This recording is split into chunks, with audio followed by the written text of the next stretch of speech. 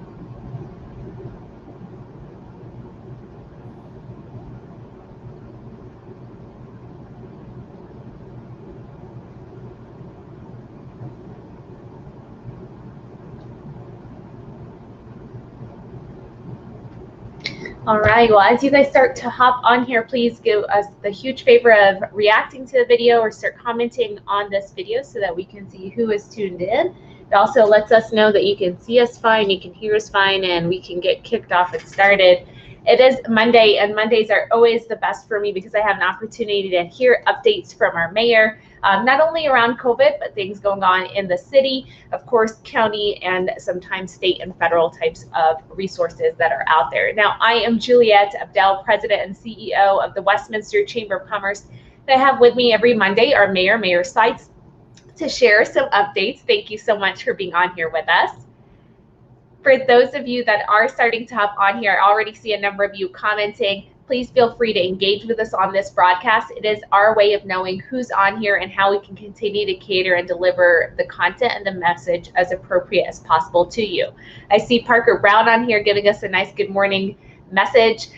Scott as well is asking what's on the agenda today. Scott, it's a lot of things. That's why I'm trying to move quickly through the start of this so we can get to them.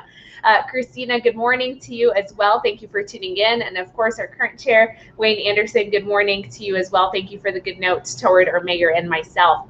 Now, if this is your first time on our page, please make sure that you hit the like button, you hit the notification alert so you can get alerted when we go live or when we post fresh new content. If you're a returning viewer, thank you for engaging with us on all of our live broadcasts. We've held these since March of 2020, so you can find many of them in the video section on this Facebook page or on our YouTube channel for a replay or a rewatch at any point in time. Of course, we ask that you hit the share button on this video so others in your network can see that we're live with our mayor, can kind of pause what they're doing, hop on here, engage with us, and then go right back to that and resume it. And then the last item that I wanted to highlight, and we'll circle back to it again, hopefully at a later point, is our state of the city. So if you are interested in hearing about all the city improvements, projects, what is going on in our community development-wise, and just getting it all in a big nutshell from our keynote delivery, which is our speech by the mayor. So Mayor Anita Seitz is our keynote of the program. She will be presenting to us on all things city, and then we'll kind of have a special feature from a county and then a panel later on to kind of go through some of those exciting efforts that are taking place in our city. So thank you guys for hopping on once again, and thank you, Tara, for giving us a good morning message. Mayor Seitz, I know that you always fill our agenda with a number of items, so I don't want to take up too much longer and just kind of turn this over to you. I'll do my best to capture some of those comments in the comment section for others to see that and also spur the conversation for them along the way. Well, thank you, Juliette, and I am looking forward to the state of the city. I think that'll be a great opportunity to talk directly face-to-face with your membership. I did want to just say I missed you guys last week while I was out of town. I'm happy to be back here. So first off, just the update on last week. City Council had a study session on that agenda. They mainly focused on the proposed comprehensive plan. That's really relevant for you as business owners and as residents in the city. It's really showing what we think the long-term land use plan integrated with, our water resources, integrated with our other portions planning of the city, but really what we contemplate each parcel to be as we reach build out. And so I would definitely recommend your members take a peek at that proposal. But that was what council had a conversation about last week. There was scheduled to be a conversation on the water rates for 2022, but it did get postponed, and we will be talking about that this week as a post-meeting item. So that's all I have on last week.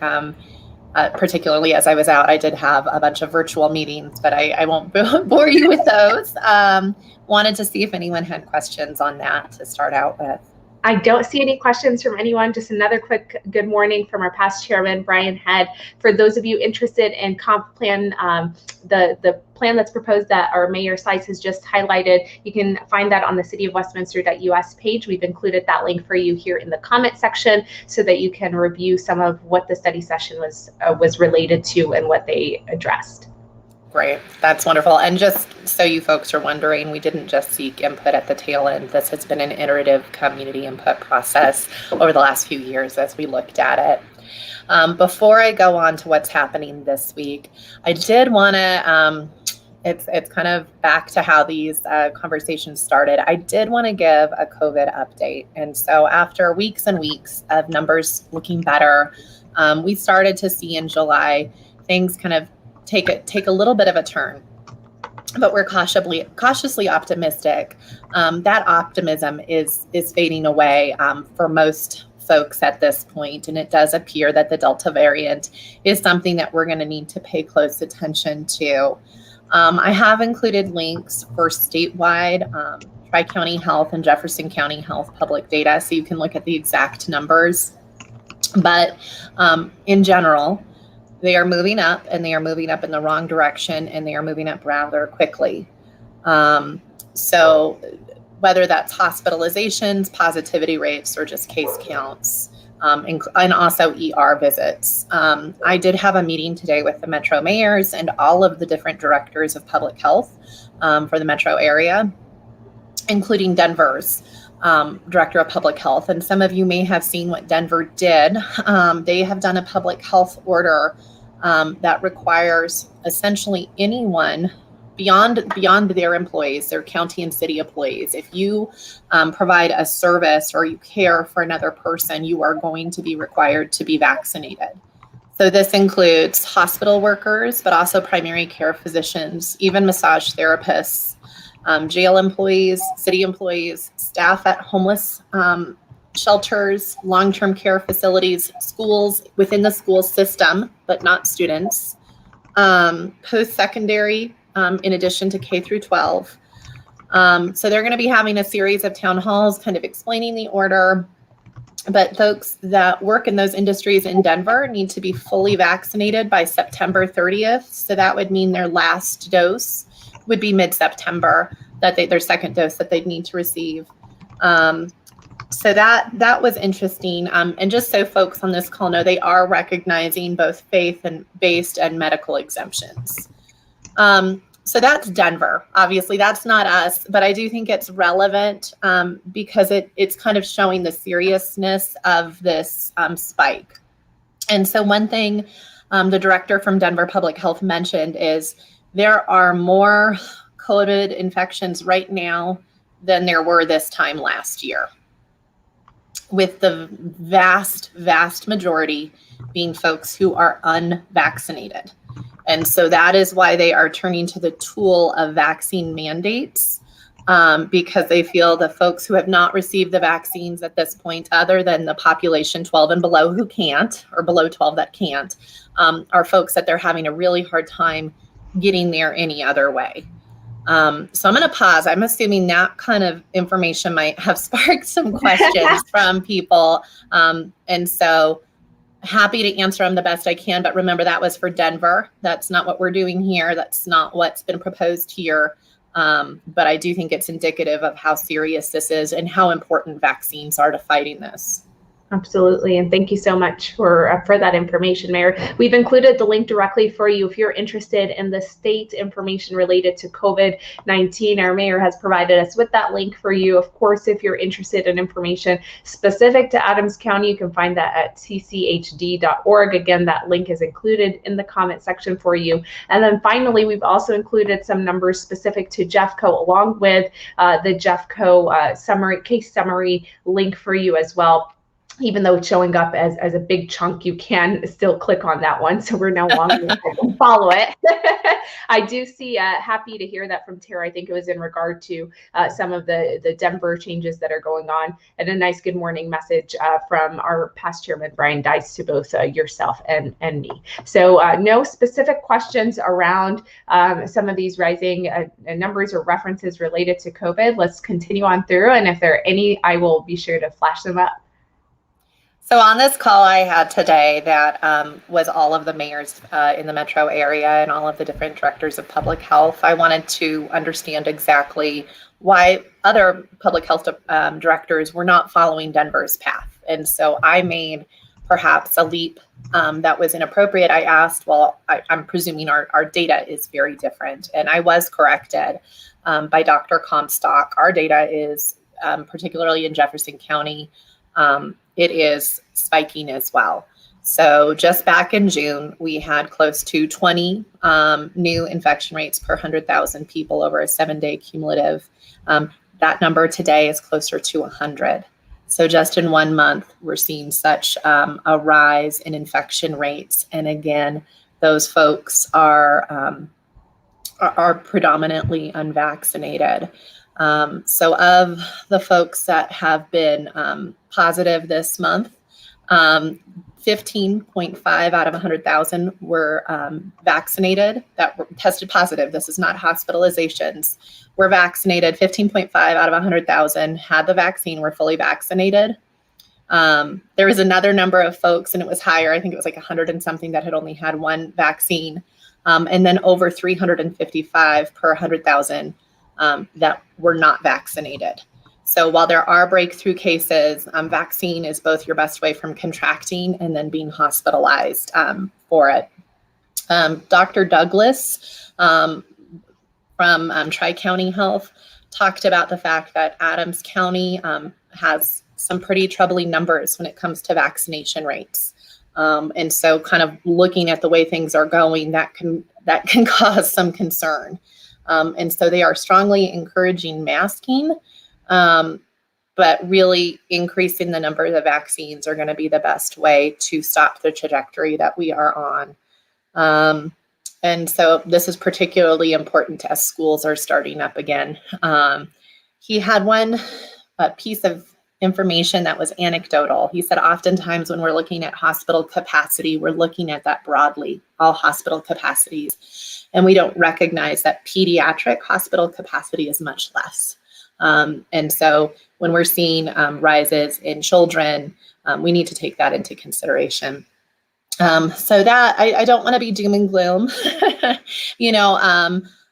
One of the things I heard that might be relevant to your listeners is there's a desire to handle and try to encourage or require vaccines or masking or testing before we look at capacity limits at private businesses. So wanting us as individuals to take responsibility so your businesses aren't impacted by our choices. Does that make sense? I'm happy to clarify that. Yeah. And it looks like Tara did have a quick question for us in regard to ICUs specifically, and how some of those are looking right now with this change in numbers. Thank you, Tara, for the question. And I looked on the data, those links that were given, you can look at both from a statewide perspective, but more granularly from both Jefferson County and from Tri-County. And on Tri-County, you can look based off of Adams. It wasn't shocking at this point. I think the modeling is what's looking shocking at this point, but it is ticking up there. And I don't have the exact numbers, and I don't have recall of those numbers, but I would take a peek at those and look. But I hope that helps. I believe there's the ventilators in use, all of that is going up as well. All right. Any other questions about COVID? No other questions. Let's continue moving through, and if another one pops up, we'll try and reference back to it. Okay. And then I just wanted to say, I gave a link to an article that just shows the folks that are hospitalized and dying from this disease, again, are predominantly unvaccinated folks. And so there was a link to an article I included. I won't go through those statistics right now, but it's from CDC data. And you can see it's a pretty compelling argument that a vaccine is your best way to protect you from the worst of what COVID can do. Okay, so that's out of that section. As much as I'm ready to be done with COVID, it looks like it's not done with us. So wanted to talk about tonight's city council meeting. We do have something that's rather fun. We are going to have a proclamation to recognize former Mayor George Hovorka's 90th birthday. So really appreciate his years of service to our community, and thought it was appropriate to want to give a proclamation in his honor. Making it 90 years is quite an accomplishment, but especially someone who's been just a consistent support of the community of Westminster. We are going to have a public hearing. It's a land use matter. It's for this Huron Plaza subdivision for Boulder Creek neighborhoods, also known as the Knolls at Big Dry Creek. So that'll be a public hearing. If you have thoughts or comments, please come in. There's multiple ways to participate in that, but it is a public hearing, so you can show up and speak at that time. The next thing we have is to go and to amend. This is one of the chamber's favorite topics in the world, the Westminster sign code. Woo woo! So after making our adjustments to the sign code, we realized that there were some elements that were a little bit overly, and I genuinely believe it might have even been a typo, that you needed to get permits for signs that were more than 2 square feet. Well, that's really a small sign, right? So we've amended it to be signs that are 6 feet or less. You do not need a permit for temporary signs. So that will be something that we're voting, just a quick cleanup. We also have a great kind of approval to go after a grant. So a little more than $11,000 of Westminster money is going to bring in about $220,000 to help us with signalization, have safer streets, and more efficient streets. So I love when we use a little bit of money to leverage a lot of money to invest in our community.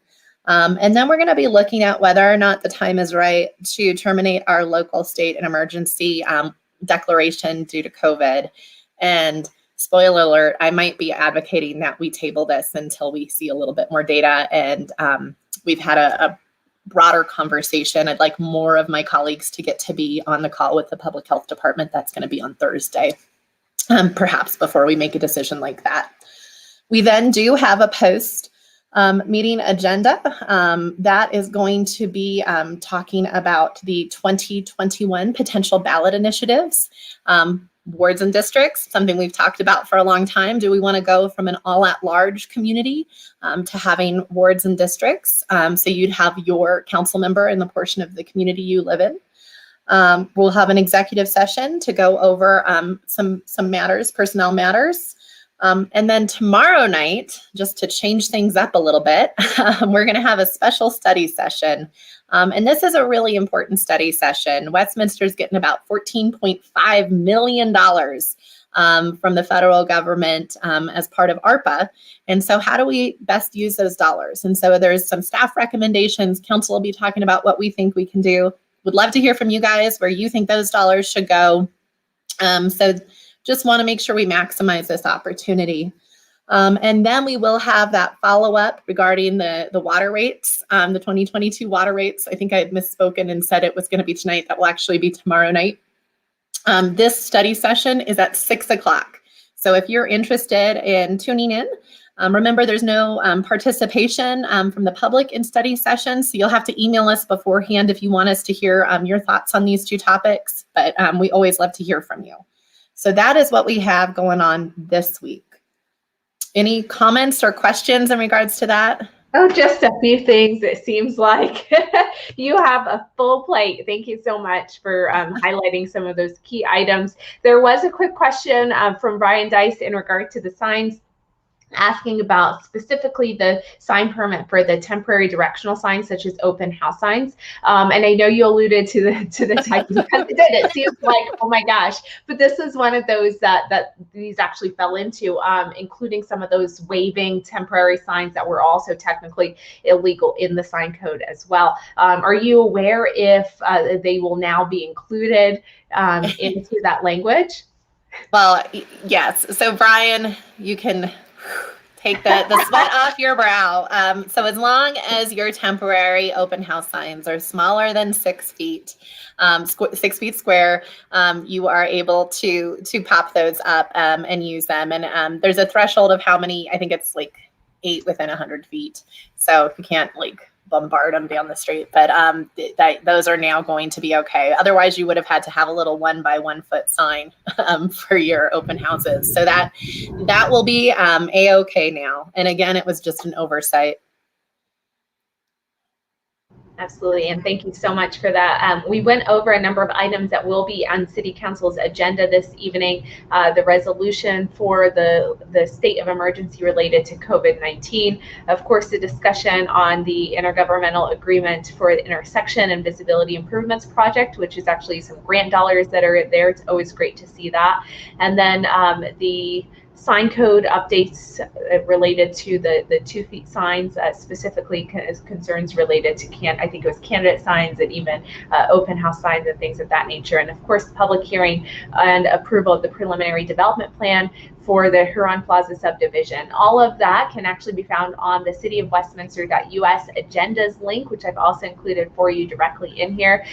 This page will also tell you a little bit more about the meetup times and where to sign up for the public comments and things of that nature. We also touched on the fact that tomorrow there is a curveball with another meeting that will be taking place.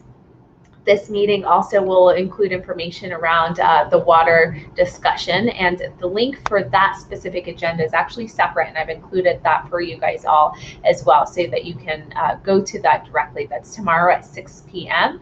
Of course, because it's almost like a study session format, you can listen in but not necessarily provide that additional commentary that's there. Brian is providing you a quick thank you note your way, Mayor Seitz. Thank you for that. And as you're thinking if there's additional things, because I don't see any questions, which is one of those times that we did not provoke anyone with the number of things that we've shared today. It's kind of like okay, that went over very well. So you never can tell what's gonna. I was sure there would be like a billion COVID questions for me today. Yeah. So that's so funny. So we're gonna hop back over to the state of the city real quick, and I see another new comment. It looks like another new comment probably hopped on, but as I go back to this, so I gave you guys a teaser that we have our State of the City event on the 25th of this month. So State of the City is on August the 25th. That is a Wednesday, and it is over the lunch hour. So it runs from around 11 a.m. to about 1 p.m. It is held over at our host-sponsored Church Ranch Event Center. If you've not been there before, they're right off of 100th or Old Wadsworth and kind of Church Ranch Boulevard. It's a great hidden gem and event venue space that's there. So we'll have networking in the gardens, and then we'll move in for the actual program, of course, with our mayor leading the discussion as our keynote. Tara is just giving you a quick thank you as well, Mayor Seitz, for that information. So Mayor Seitz is our keynote. Of course, we'll have a special feature from one of our 2 counties, Adams County, and then we'll have kind of a panel discussion. We will have an opportunity for questions, so don't think that there won't be any engagement. We like to hear from people and are trying to be as transparent as possible. So there will be question cards on everyone's tables, and then the questions will be moderated by yours truly. So do come out. If you've not already registered for the event, you can find out details directly on our westminsterchamber.biz page. So if you go there directly, there will be a banner that's rotating. You can click on that and it'll take you to registration. Or if you click on the events calendar, that will also, the events tab takes you to the calendar where you can register for that event as well. So a lot of information that we've been able to share this morning. Some that's less than ideal, of course, when we talked about COVID and those numbers and the changes that are there. Of course, back to school being around the corner. Some of you are parents or have kids of your own that you are also also being mindful of and concerned about some of the changes that we're seeing around COVID. Was there anything that we kind of had tabled off to the side, or maybe had not gotten to in the past that we wanted to try and interject? Because believe it or not, we actually have we have a couple of minutes today. Yeah, so there's, if we can, I'd just love to take a few moments to talk about some accomplishments and awards within the city of Westminster. So from Parks, Rec, and Libraries, 5 participants of the city of Westminster's Youth and Teen Baton Program participated in the Colorado State Baton Twirling Championship held on May 16th at the Colorado Christian University. And every single one of them came home with a medal or a trophy. So congratulations to Abby, Iris, Lucy, Paige, and Reese for your wins. And then from Economic Development, the city's own John Burke presented to the Urban Land Institute's Redevelopment and Reuse Product Council on May 20th. The presentation was focused on the public-private partnership on the development of downtown Westminster. And then from a Community Development's Transportation Engineering team applied for and was selected. This is what we're going to be voting on tonight, to receive $221,292 in grant funds through the Colorado Department of Transportation's Highway Safety Improvement Program. So the city is giving a local match, and this will allow us to install pedestrian crossing safety improvements. So 158 new countdown pedestrian signal heads and 130 new accessible pedestrian push buttons at 24 intersections throughout the entire city, ultimately improving intersection crossing and safety accessibility improvements while also reducing traffic operational and signal system impacts. So kind of fun stuff. And then to circle back to COVID, but in an empowering way, I had previously mentioned that the state is launching a business tool as part of their Power the Comeback campaign, which encourages businesses to do their part to help us combat COVID and to help keep everyone's doors open. And so that same link for CDPHE has information about that program and how you can get involved. That's awesome. So much that's there. Kudos. I mean, that is some pretty great accomplishments, especially for our teens that went out there in competition. That's always exciting. It's exciting to see that there are these competitions that are back up and running too. I know that that's always, if you have that itch to kind of get out there and have that kind of the thing that holds you accountable, this is one of those ways. And congrats again to Abby, Iris, Lucy, Paige, and Reese. That's amazing for them. Of course, the excitement around our downtown economic development initiatives that are taking place and this grant project. I will give a plug. You know, the transportation department at the city always does look at grant dollars that are out there. I know we've been prone in supporting some of those grant applications at least over the last few years, at least 3 or 4 that we've submitted our support on. So they're actively always looking for where are the dollars that we could try and get and apply toward improving and making those infrastructure upgrades that are needed. So that's amazing that this is out there. It included the specific information around what those the grant dollars would go toward. Of course, the mayor had summarized that for us, and it's included in the comment section for any of you that are just now hopping on. And if you are hopping on just now, we have Mayor Seitz with us, who's given an update on last week's study session. She's touched even on tonight's city council meeting, tomorrow's special session that will be taking place as a study session. She's also given us some highlights around accomplishments and achievements from our city, delegates that have gone out in competitions, all the way to internal staff and things that they are completing. And of course, around COVID and some of the changes that we're seeing across the state in our Adams and Jeff Cope communities.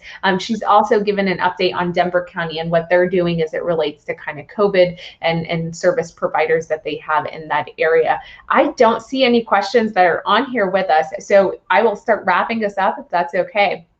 Today's broadcast was, of course, with our Mayor sites. If you are just now seeing this broadcast and we're no longer live, give us the hashtag replay so we know that you tuned in. We'd love to know if you found some of this information relevant at a later point in time, and even during. So if you were tuned in, I know at the very onset we had Scott asking what was on the agenda. Scott, if this addressed some of those needs that you were having or hoping for, let us know. And if we didn't touch on an item that you were hoping that we did, also comment that our way. If you do have a question you don't feel comfortable sharing directly to out to everyone and really in the comment section, you can always directly message us, message the page directly, and we'll take that question and send it over to our mayor. She's always pretty attentive to those emails and will get some sort of an answer for us so that you are taken care of or connect you with who you need to be in contact with.